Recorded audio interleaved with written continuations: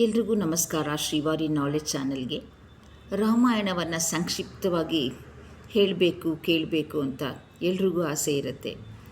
ಯಾವ ಕಾರಣಕ್ಕಾಗಿ ವಾಲ್ಮೀಕಿ ಮಹರ್ಷಿಗಳು ವಾಲ್ಮೀಕಿ ರಾಮಾಯಣನ ಆದಿಕಾವ್ಯವಾಗಿ ರಚಿಸಿದ್ರು ಅಂತ ಇದೊಂದು ಸಣ್ಣ ಕತೆ ಅಷ್ಟೆ. ಒಂದು ಸತಿ ನಾರದ ಮುನಿಗಳನ್ನ ಈ ವಾಲ್ಮೀಕಿ ಮಹರ್ಷಿಗಳು ಕೇಳ್ತಾರೆ, ಈ ಲೋಕದಲ್ಲಿ ಅತೀ ಪರಾಕ್ರಮಿ, ಮರ್ಯಾದ ಪುರುಷೋತ್ತಮ, ಪಿತೃವಾಕ್ಯ ಪರಿಪಾಲಕ, ಏಕಪತ್ನಿ ವ್ರತಸ್ಥ, ಪ್ರಜೆಗಳ ಪ್ರೀತಿ ಪಾತ್ರ, ಎಲ್ಲರಿಗೂ ಬೇಕು ಅನ್ನೋವಂಥ ವ್ಯಕ್ತಿ ಎಲ್ಲಾದರೂ ಈ ಭೂಮಿ ಮೇಲೆ ಇದ್ದಾರಾ? ನೀನಂಥವ್ರ ವಿಷಯ ಕೇಳಿದ್ಯಾ ಅಂತ. ಆಗ ನಾರದ ಮುನಿಗಳು ಇಕ್ಷ್ವಾಕು ವಂಶದಲ್ಲಿ ನೀನು ಹೇಳಿದಂಥ ದೇವತಾ ಮನುಷ್ಯ ಒಬ್ಬ ಇದ್ದ, ಮನುಷ್ಯ ರೂಪದ ನಾರಾಯಣ ಇದ್ದ ಅಂತ ಹೇಳಿ ಅವನ ಕಥೆಯೆಲ್ಲ ಹೇಳ್ತಾರೆ.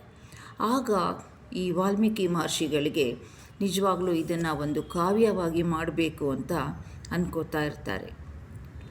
ಮಾ ನಿಷಾದ ಪ್ರತಿಷ್ಠಾಂ ತ್ವಂ ಆಗಮಃ ಶಾಶ್ವತಿ ಸಮಾಹ ಯತ್ ಕ್ರೌಂಚ ಮಿಥುನಾದೇಕಂ ಅವಧಿಹಿ ಕಾಮಮೋಹಿತಂ.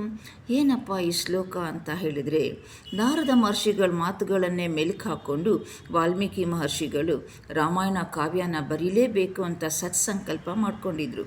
ಅದರಂತೆ ಸರಯೂ ನದಿಯಲ್ಲಿ ಸ್ನಾನ ಮಾಡಿಕೊಂಡು ಶುಭ್ರ ವಸ್ತ್ರಗಳನ್ನು ಧರಿಸ್ಕೊಂಡು ತಾವು ಲೇಖನಿಯನ್ನು ಕೈಯಲ್ಲಿ ಹಿಡ್ಕೊಂಡು ಇನ್ನೇನು ಗ್ರಂಥ ಬರಿಬೇಕು ಅಂತ ಪ್ರಾರಂಭ ಮಾಡಬೇಕು ಅಂತ ಅನ್ಕೋತಿದ್ರು.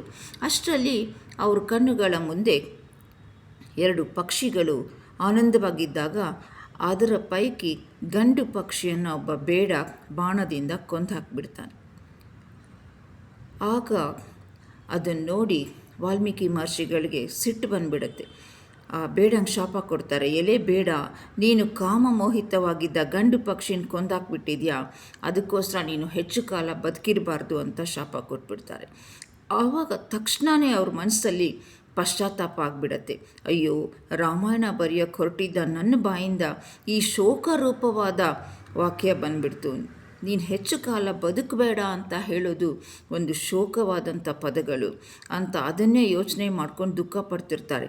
ಆಗ ವಾಲ್ಮೀಕಿ ಮಹರ್ಷಿಗಳ ಕಣ್ಮುಂದೆ ಬ್ರಹ್ಮದೇವ ಪ್ರತ್ಯಕ್ಷ ಆಗಿ ಬಂದು ಅವರನ್ನು ಸಂತೈಸ್ತಾನೆ, ಸಮಾಧಾನ ಮಾಡ್ತಾನೆ. ಎಲೆ ಮಹರ್ಷಿ, ನಿನ್ನ ಬಾಯಿಂದ ಬಂದಿರೋದು ಶೋಕ ಅಲ್ಲ, ಅದು ಶ್ಲೋಕ. ಸರಸ್ವತಿ ಅನುಗ್ರಹದಿಂದಾನೇ ಇದು ನಿನಗೊಂದು ಆಶೀರ್ವಾದ ರೂಪಕದ ಶ್ಲೋಕ ಅಂತ ಅನ್ಕೋ. ಅದಕ್ಕೋಸ್ಕರ ಇದನ್ನೇ ಮುಂದೆ ಮಾಡಿಕೊಂಡು ನೀನು ರಾಮಾಯಣ ಕಾವ್ಯ ರಚಿಸು ಅಂತ ಹೇಳ್ತಾರೆ.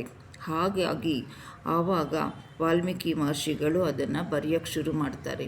ನಾವು ಸಂಕ್ಷಿಪ್ತವಾಗಿ ರಾಮಾಯಣವನ್ನು ದಿನ ಸ್ವಲ್ಪ ಕೇಳೋಣ. ನಿಮಗೂ ಒಳ್ಳೆಯದಾಗಲಿ. ಶ್ರೀವಾರಿ ನಾಲೆಜ್ ಚಾನಲ್ಗೆ ಸಬ್ಸ್ಕ್ರೈಬ್ ಮಾಡಿಕೊಂಡು ನೋಡಿ, ನನ್ನ ಈ ಚಾನಲ್ನ ಎನ್ಕರೇಜ್ ಮಾಡಿ. ಧನ್ಯವಾದಗಳು.